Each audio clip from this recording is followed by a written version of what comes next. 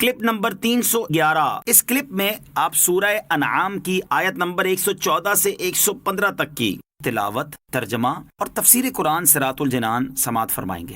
بسم اللہ الرحمن الرحیم۔ ترجمہ: اللہ کے نام سے شروع جو نہایت مہربان رحمت والا ہے۔ افغیر اللہ ابتغی حکما وهو الذی انزل الیکم الکتاب مفصلا والذین آتیناہم الکتاب یعلمون انہ منزل من ربک بالحق فلا تکونن من الممترین۔ ترجمہ: تو کیا میں اللہ کے سوا کسی کو حاکم بنا لوں، حالانکہ وہی ہے جس نے تمہاری طرف مفصل کتاب اتاری، اور جن لوگوں کو ہم نے کتاب دی وہ جانتے ہیں کہ یہ تیرے رب کی طرف سے حق کے ساتھ نازل شدہ ہے، تو اے سننے والے تو ہرگز شک والوں میں نہ ہو۔ افغیر اللہ ابتغی حکما، تو کیا میں اللہ کے سوا کسی کو حاکم بنا لوں۔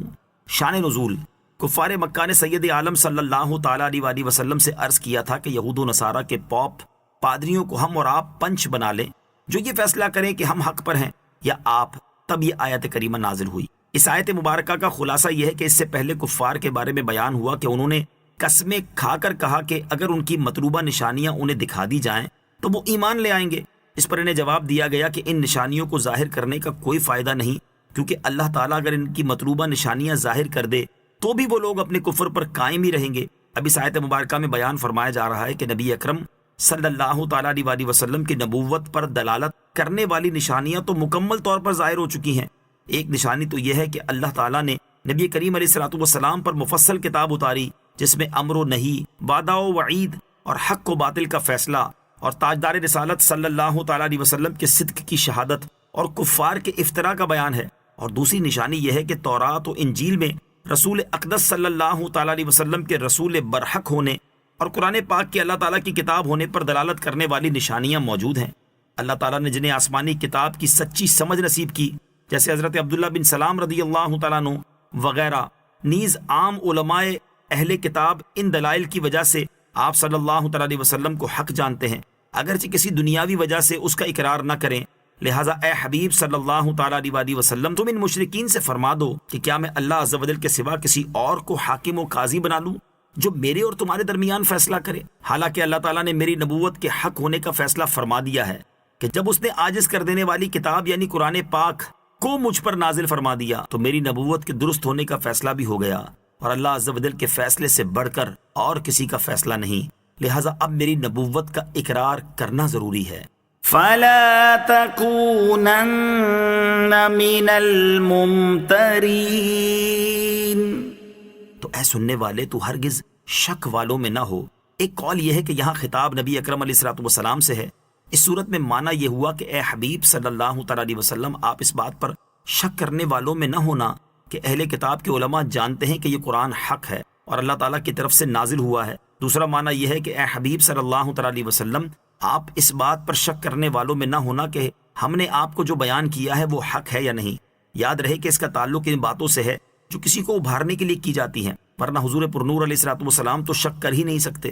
دوسرا قول یہ ہے کہ بظاہر اگرچہ خطاب سرکار رسالت صلی اللہ تعالیٰ علیہ وسلم سے ہے لیکن مراد ان کا غیر ہے۔ اب معنی یہ ہوا کہ اے قرآن پاک کو سننے والے انسان، تو اس بات میں شک نہ کرنا کہ یہ اللہ تعالیٰ کی طرف سے نازل ہوا ہے، کیونکہ یہ ایسا عاجز کر دینے والا کلام ہے کہ اللہ تعالیٰ کے علاوہ کوئی اور اس جیسا کلام پیش کرنے پر قادر ہی نہیں۔ وَتَمَّتْ كَلِمَةُ رَبِّكَ صِدْقًا وَعَدْلًا لَا مُبَدِّلَ لِكَلِمَاتِهِ وَهُوَ السَّمِيعُ الْعَلِيمُ۔ ترجمہ: اور سچ اور انصاف کے اعتبار سے تیرے رب کے کلمات کامل ہیں، اس کے کلمات کو کوئی بدلنے والا نہیں اور وہی سننے والا جاننے والا ہے۔ وَتَمَّتْ كَلِمَةُ رَبِّكَ، اور پوری ہے تیرے رب کی بات۔ رب کی بات سے مراد وہ فیصلہ الہی ہے جو کفار و مومن کے متعلق ہو چکا، یا اس سے تمام آسمانی کتابیں مراد ہیں، یا قرآن شریف۔ الغرض جو کچھ بھی مراد ہو مقصود بالکل ظاہر ہے۔ قرآن مجید کی 4 شانیں، اس آیت کریمہ میں قرآن پاک کی 4 شانیں بیان کی گئی ہیں۔ نمبر 1، قرآن پاک مکمل ہے، اس کا کوئی پہلو ناتمام نہیں۔ نمبر 2، قرآن پاک میں بتائی گئی تمام باتیں حق اور سچائی پر مبنی ہیں۔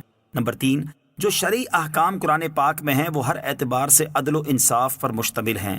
نمبر 4، قرآن پاک ہمیشہ کے لیے ہر طرح کی تبدیلی اور تحریف سے محفوظ